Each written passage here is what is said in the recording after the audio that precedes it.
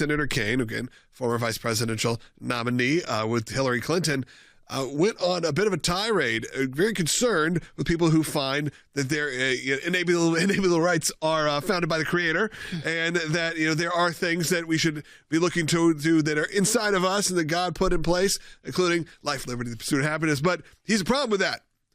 Kind of a dogma lives loudly in you moment from Senator Kaine. And President Trump responded this morning at an event at the Museum of the Bible. So again, kind of a back and forth that you probably should hear before we kind of move on to the next topic. Yeah, do you want to start with what the senator said last week? Yeah, I guess we'll start with Senator Kaine. And again, he's questioning, he's pushing back, and he is deeply troubled by anyone who may hold these kind of beliefs. The notion that rights don't come from laws and don't come from the government, but come from the Creator, that's what the Iranian government believes. It's a theocratic regime that bases its rule on Shia law and targets Sunnis, Baha'is, Jews, Christians, and other religious minorities. And they do it because they believe that they understand what natural rights are from their Creator.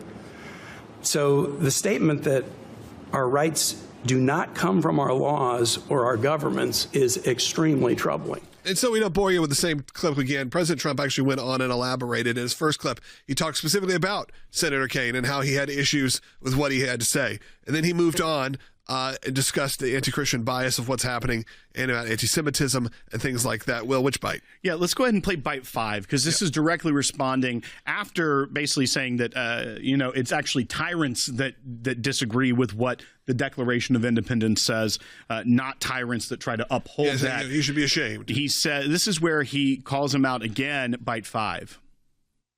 The senator from Virginia should be ashamed of himself for many things.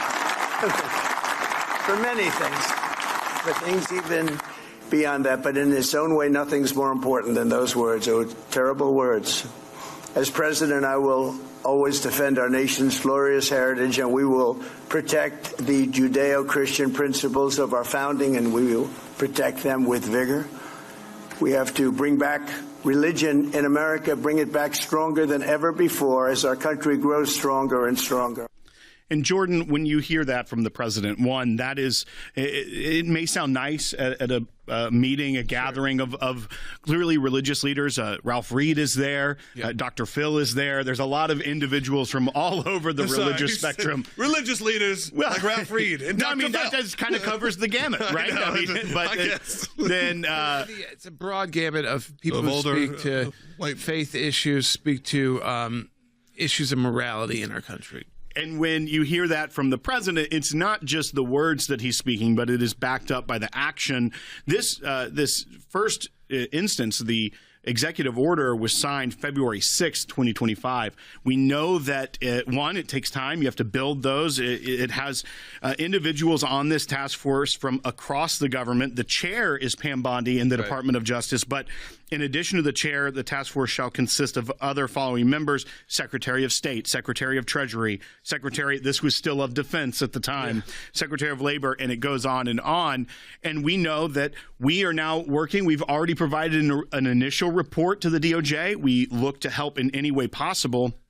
Because, Jordan, it takes time. It does. Especially when you're coming off of a Department of Justice like we had under President Biden, where they were doing the opposite of this. They weren't protecting the religious liberty and freedom of Americans. They were going after that aggressively. One, you have a lot of holdovers. You have other people that wasn't their purview per se, but they just weren't looking into these types of bias in the federal government. Not only do you have to have the individuals within the government change, but that's why groups like ours can be a powerful tool for the Department of Justice, because this is something we live and breathe every day, trying to put an end to this type of bias and attack against Christians. Absolutely. And we are really excited about the opportunity to work with some of our colleagues at the Department of Justice on this task force as it continues to broaden out. As Will said, it's not just a task force to eradicate what's gone on inside, DOJ and FBI, though we have examples from that. It's looking at all the different branches of the federal government to eradicate anti-Christian bias from within. They have the most power from within when you're leading those offices. And I thought, what is great about this task force is it's not just one department at the Department of Justice, it's a conglomeration of specialists from different departments who have different strengths that we're able then to work with. And so we're very excited, again, about the task force, and now that it's at the stage to where we can start taking action alongside them. And that is your ACLJ at work right there. For full shows, live and on demand, it's Salem News Channel.